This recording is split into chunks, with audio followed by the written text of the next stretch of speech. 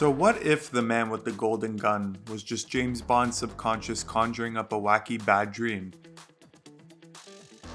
I was surprised this concept hadn't really come up before, and if you indulge me, I think you'll enjoy the idea more than just some lazy subversion trope. Like many of you, I've had this Bond adventure hovering around my bottom tier. It's standard passable Bond escapism. Still, as a lifelong adorer of the franchise, I'll always revisit these films with an open mind. And after this last rewatch of The Man with the Golden Gun, this idea dawned on me, which I kept running with, and it just kept making more sense. It's one of those artistic epiphanies which rings so sweet and true when you're ready for it.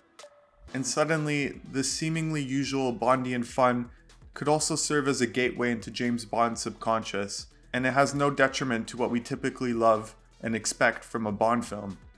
I probably won't be turning your world upside down with this concept, but that's not the point. Maybe this idea can add another level of immersion to your experience watching the world's most famous spy. It's not a justification to this otherwise more lackluster outing, but rather a special goggle to view the movie through. I guess the main point of entry would have to be Bond and how he plays the mission. Besides the general tiredness of the film, Bond himself comes off as eager and intolerant. It's after his life is marked, just like Jack Sparrow with his black spot. Only this time, it's manifested in a golden bullet. This mission isn't set up to save the usual, queen and country, but rather it's Bond's reaction to imminent danger from being hunted. It's less of a spy plot and more of a cat and mouse chase. The time is set as M suggests Bond take a short leave of absence to resolve his affairs. Of course, you're not going to see 007 freak out and go into witness protection, but what we do see is notable. We see Bond unsettled. He gets on the move with an unwavering drive, one which I could only describe as the closest thing to angst we'll ever see from the world's coolest spy. This is often referred to as Roger Moore's weakest outing as the character, and for me it's the only one where I felt awkward and uncharmed by him. They deliberately had him act with little patience and a kind of hostility which Sir Roger Moore himself would detest years later.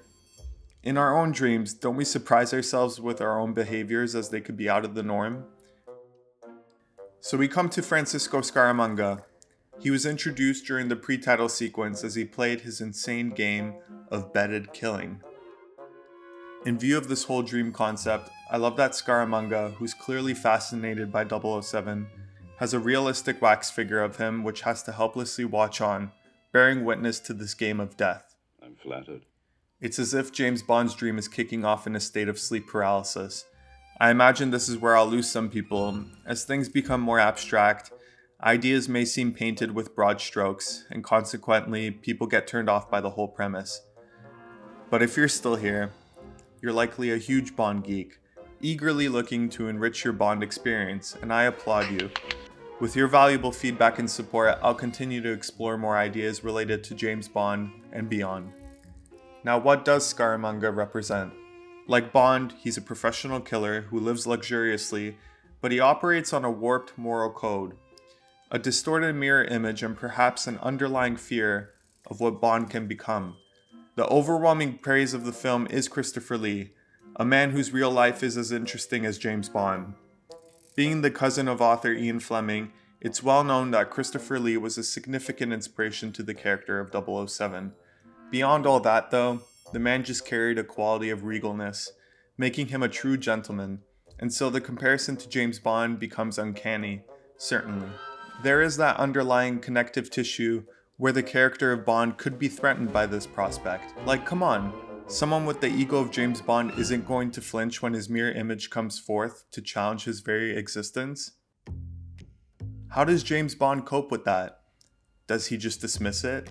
Does he numb it out with women and drink, suppressing it like the other potential traumas of his past? No, not in this case. Bond is just a man. He's an ancient race. He'll go head on to eliminate the bastard. And on his way to locating Scaramanga, Bond receives convenient tip-offs to further him along. Eventually, he comes in contact with Scaramanga's mistress, Andrea Anders. Here we endure Bond at his most unpleasant, as he brutally interrogates her. but he is motivated out of fear for his life. Again, it's no justification. I will always cringe and feel Roger Moore's visible discomfort in carrying out this part of the performance. But at least with the idea of him being in a dream state, acting beside himself, I can get it. It evokes a desperation in Bond which we haven't quite seen.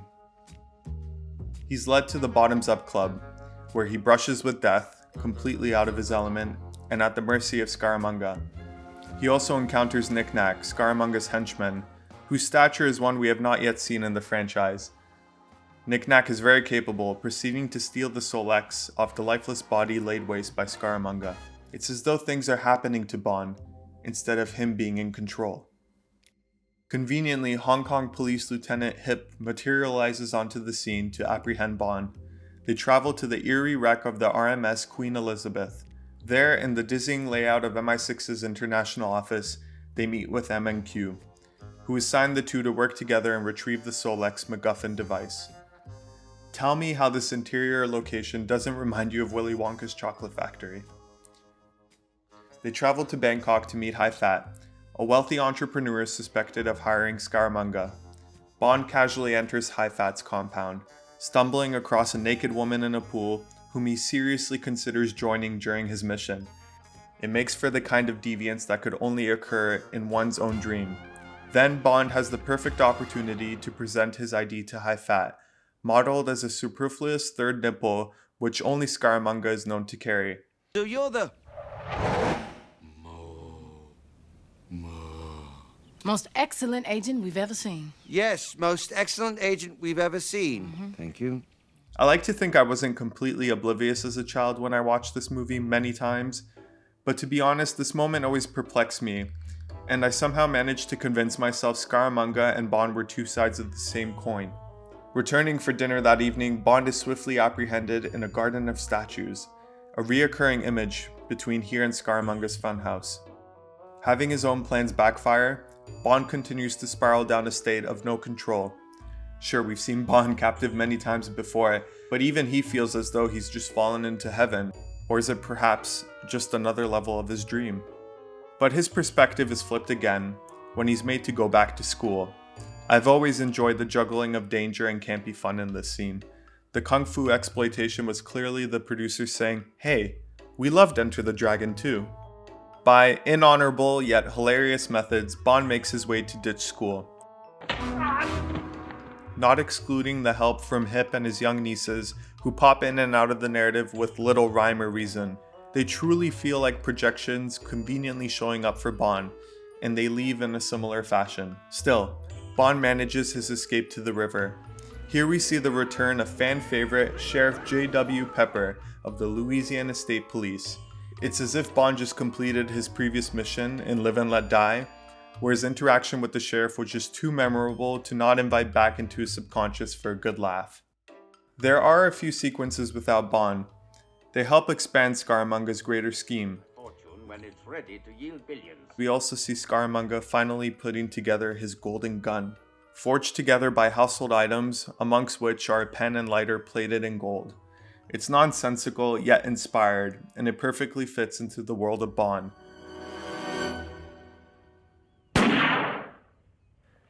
Chef's kiss. The golden gun could be a symbol of Bond's fear of another man obtaining something which he isn't capable of handling. Besides killing people like Hai Fat, the golden gun is also used as a sexual weapon. Is Scaramanga's seduction of Andrea a nightmarish reflection of Bond's romances from the other side? Or is the golden gun a symbol of seduction mastery that Bond wants to possess himself? The Solex is also seemingly there just for Bond to grasp meaning with the nonsensical and otherwise low-stakes scenario. I've been dreaming about a Solex agitator. So it just so happens that they ultimately want the same thing. Andrea will get Bond the Solex if he kills Scaramanga. What follows is in bad taste, as Bond sleeps with Scaramanga's mistress. It really just comes off as Bond being more interested in conquering one of Scaramanga's prizes instead of helping this tragic character. In later Moore entries, we'll see him acting by significantly different means, prioritizing the well-being of these women, with the shagging being a bonus. Just to quickly touch on this mission's Bond girl, Goodnight happens to be more clumsier and inept than the usual, and this brings out Bond's subliminal resentment he may have towards romantic partners. At a kickboxing event the next day, Bond finds Anders sitting and staring silently like a statue, dead from a bullet to the heart. And when Scaramanga confronts Bond, he shares with him his eccentric yet humble beginnings. Through a few happenstance moments involving Bond's partner, Mary Goodnight, the Solex ends up in Scaramanga's flying car. The following chase sequence has Bond and Sheriff Pepper joining forces, and it's as hilarious as you'd expect. Bond even interrupted Pepper from car shopping whilst the sheriff is on vacation in the East. This divergent part from the plot feels like a fragmented nature of a dream. Despite barrel rolls and slide whistles, Scaramanga still manages to escape and take refuge on his hidden island. Bond tracks the secret lair location to show up for the final confrontation. Scaramanga gleefully walks Bond through his plans, which involve his true golden gun. Again, it's as though Bond wants to find meaning in this fever dream. Suddenly, the stakes become worldwide, as opposed to just being a threat towards his own mortality. They share in one last supper with Goodnight before agreeing to a final duel. It's the only worthy resolution of two gentlemen's problems. Here's where I really question whether Scaramanga's obsession with being the best is Bond's own anxiety about his mortality and legacy. The duel is not a straightforward action sequence, but rather a metaphorical battle in Bond's own mind. I think it's the real driving force that brings this concept home. The island is bizarrely fantastical, a place out of a hallucination rather than a grounded Bond adventure. Even the presence of Knick-Knack feels more like a surreal caricature as opposed to a formidable foe. His exaggerated behavior could be Bond's own subconscious mocking him or reducing the danger around him. But within Scaramanga's funhouse, mannequins and distorted illusions create a nightmarish quality for Bond to battle and find reality. Bond's terrors are all manifested in the final test. It's all designed to ultimately humiliate Bond should he fail. But this is James Bond. We're not meant to see him wake up from the nightmare, relieved by the realization that was just a dream like the rest of us do. He's going to come out on top every time. And so he does, conquering his fears, and once frozen in terror, only to break free from his mannequin state and defeat Scaramanga.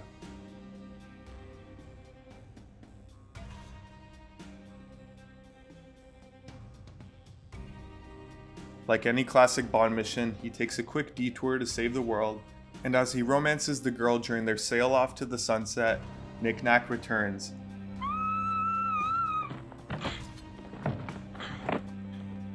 Bond dismisses Knick-Knack, and on the phone he wishes his boss a good night, who in reality is probably calling Bond for his real mission. But we conclude with Bond hitting the snooze button, joining Mary Goodnight back in bed. And well, there you have it. It's a clean lens to see this particular mission through, if I do say so myself. 007's Nightmare is the man with the golden gun. I hope you enjoy the idea as much as I do. You can look forward to more videos coming soon.